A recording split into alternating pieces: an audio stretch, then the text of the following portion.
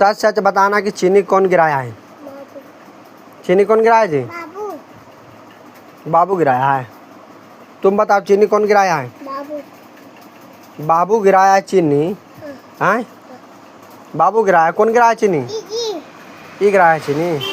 चीनी कौन गिराया जी? हाँ। ई। ए, अब तुम दोनों अब तुम दोनों बोल रहा है कि चीनी गिराया है, चीनी गिराया। चीनी गिराया कौन? सच बताओ। चीनी कौन गिराया है? बड़ा बाबू चीनी कौन गिराया है? चीनी कौन गिराया है? बाबू। चीनी कौन गिराया जी? बाबू। सच बताओ नहीं तो डॉक्टर आ जाएगा। बाबू। सच बताओ नहीं तो डॉक्टर आ जाएगा। ई। ये गिराया है। हाँ जी, तुम गिराया जी। तो कौन गिराया? तुम गिराया जी। देख लो, अब दोनों को चीनी गिरा दिया। अब कह रहा है कि गिराया, कह रहा है गिराया। हम किसको मारे? रुको मम्मी से पूछते हैं दोबारा।